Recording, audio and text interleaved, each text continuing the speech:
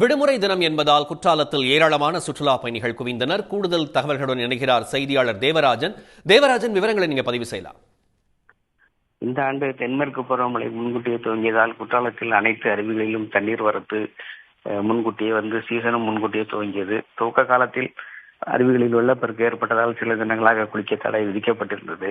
தற்போது தண்ணீர் வரத்து சீரானதை தொடர்ந்து அனைத்து அருவிகளிலும் குளிக்க அனுமதி அளிக்கப்பட்டிருக்கிறது. இன்று வார விடுமுறை இறுதி நாள் என்பதால் ஏராளமான சுற்றுலா பயணிகள் குற்றாலத்தை நோக்கி படையெடுத்து வந்துள்ளனர். மெயின் அருவி, ஐந்தருவி, புலி அருவி மற்றும் பழைய குற்றால அருவிகளில் கணக்கற்ற மக்கள் திரண்டுள்ளனர். இதனால் போலீஸ் பாதுகாப்பும் பலப்படுத்தப்பட்டுள்ளது. குறிப்பாக ஐந்தருவி செல்லும் சாலையில் வாகனங்கள் அடிக்கடி அதிக அளவில் குவியதால் அங்கு போக்குவரத்து நெரிசல் ஏற்பட்டுள்ளது.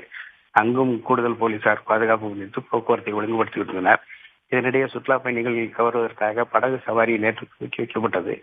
அங்கும் மக்கள் படகு சவாரி செய்து உற்சாகமாக குற்றாலத்தில் சீசனை அனுபவித்துக் கொண்டிருக்கிறார்கள். தேவராஜன், விவரங்களுக்கு நன்றி. உடனுக்குடன் செய்திகளை தெரிந்து கொள்ள சன் நியூஸ் பெல் ஐகானை கிளிக் பண்ணுங்க.